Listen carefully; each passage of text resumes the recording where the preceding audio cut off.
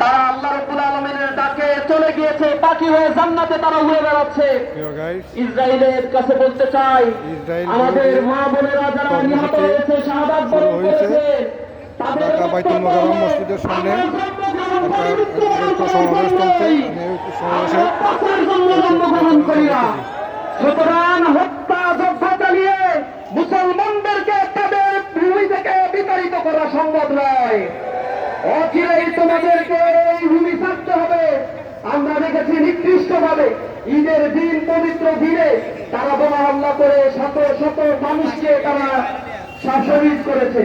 আমরা এর তীব্র নিন্দা এবং প্রতিবাদ জানাই। আমরা বলতে চাই, ইসরায়েল কোন রাষ্ট্র নয়, it's a non-religious state, is a terrorist community. They are committing genocide. If we thinking, we strongly condemn about this thing, killing. পুরো বন্ধুগণ, ইসরায়েল রাষ্ট্রকে যারা সহযোগিতা করছে, আমরা দেখতে পাচ্ছি মানবতার ধ্বজাধারী গণতন্ত্রকে তারা আহ্বান করে নাকি সেই ইউনাইটেড স্টেট অফ আমেরিকা, সেই ডোনাল্ড ট্রাম্প এই ২২ যখন ক্ষমতায় আসীন হয়েছে, এরপরে নিরীহ এই মানুষদের উপরে আরো বেশি চুক্তি লঙ্ঘন করে এই জায়নিজমরা তারা হামলা করে চলছে। তারা ডেমোক্রেসির কথা বলে, গণতন্ত্রের কথা বলে, পৃথিবীর মুসলিম উম্মাহকে তারা আন্দেশ করার জন্য চক্রান্ত করছে।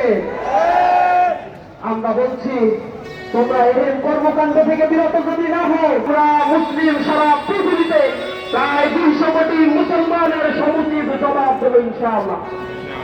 ইসরায়েলের পণ্য, আমেরিকার পণ্যগুলো আমাদের বয়কট করতে হবে। তাদের প্যারালাল পণ্যগুলোকে অন করে ব্যবহার করতে হবে। আমরা আমেরিকা অথবা যারা রয়েছে ইসরায়েলের সহযোগী, বিশেষ করে ইউরোপীয় ইউনিয়নের দেশগুলো, ওআইসির সদস্য এবং মুসলিম লীগের যারা, মুসলিম উম্মাহের যারা প্রতিনিধিত্ব করে, বা আমরা জানি যে মুসলিম দেশগুলো রয়েছে, তারা আজ নিশ্চুপ হয়ে আছে। আমাদের প্রতিষ্ঠাতা তিনি বলেছে, আমরা ছোটবেলায় জানতাম যে শুধুমাত্র এই পৃথিবীর এই জায়গাটিতে, মধ্যপ্রাচ্যের মধ্যে গাজাই শুধু অনিরাপদ রয়েছে, গাজাই শুধু অন্যের দখলে রয়েছে। বড় হওয়ার পরে আমরা জানলাম পৃথিবীতে একমাত্র গাজাই স্বাধীন রয়েছে, আর সবাই এই জায়নিজমের কবলে লিপ্ত হয়েছে। আমরা শান্তিপূর্ণভাবে বাংলাদেশ থেকে আমাদের প্রতিবাদ জানাই। যারা ইহুদি রাষ্ট্রের আশেপাশে বসবাস করছে, সেই রাষ্ট্রপ্রধানদের কাছে আমরা আহ্বান জানাই, তাদেরকে বয়কট করুন। আল্লাহ রাব্বুল আলামিন আপনাদেরকে পৃথিবীর ন্যাচারাল রিসোর্সের 60% দান করেছে। আল্লাহর এই সম্পদগুলো আপনারা মুসলিম উম্মাহের দুর্দিনে অবশ্যই কাজে লাগাবেন, এটা আমাদের আশা। আমরা আল্লাহ রাব্বুল আলামিনের কাছে প্রার্থনা করি, আল্লাহুম্মা আনসুর মান নাসারা দীন মুহাম্মাদিন সাল্লাল্লাহু আলাইহি ওয়াসাল্লাম ওয়া লা তাজআলনা মিনহুম ওয়াখযুল মান খাযালা দীন মুহাম্মাদিন সাল্লাল্লাহু আলাইহি ওয়াসাল্লাম ফালা তাজআলনা মিনহুম। হে রব্বুল আলামিন, তুমি মুসলমানদেরকে সহযোগিতা করো। আল্লাহ, এই দুর্বল নারী শিশুরা তোমার কাছে প্রার্থনা করছে, রব্বানা আখরিজনা মিন হাযিহিল ক্বরিয়াতি যালিমি আহমাহা ওয়াজআল লানা মিন লাদুনকা ওয়ালিয়্যা ওয়াজআল লানা মিন লাদুনকা নাসীরা। হে আল্লাহ, তুমি সাহায্যকারী তাদের কাছে পাঠাও। হে রব্বুল আলামিন, মুক্তিকামী সংগঠন হামাসের শক্তিমত্তাকে তুমি বাড়িয়ে দাও। সকল গর্বকে তুমি গর্ব করে দাও।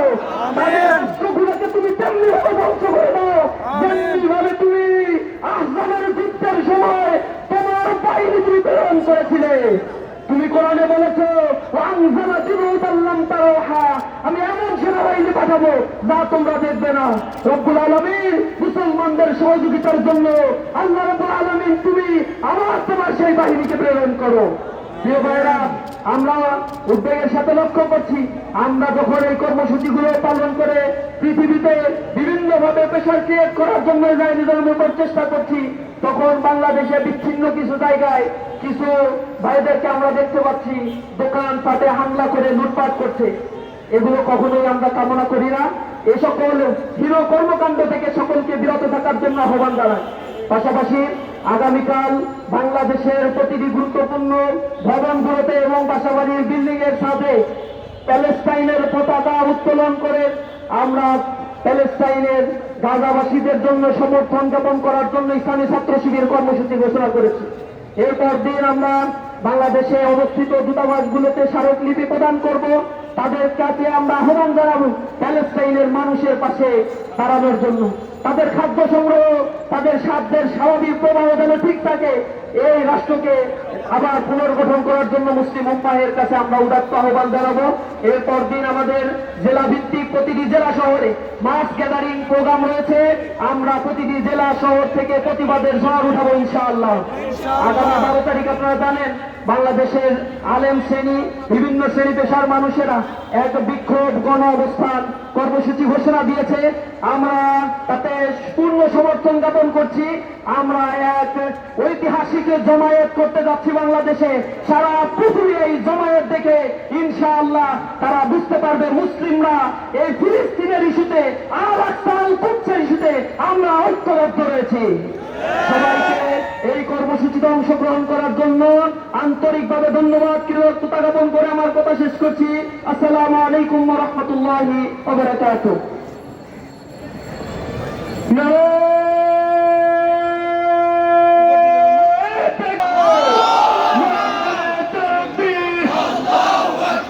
ইসলামী ছাত্র শিবির জিন্দাবাদ, জিন্দাবাদ। সাবিলুল্লাহ, সাবিলুল্লাহ, আল জিহাদ, আল জিহাদ, ফ্রি ফ্রি প্যালেস্টাইন, ফ্রি গাজায় ইসরায়েলের হামলার প্রতিবাদে আজকে বাংলাদেশ জামাত ইসলাম ছাত্র শিবির আয়োজিত সাবিলুল্লাহ, সাবিলুল্লাহ, আল জিহাদ, আল জিহাদ,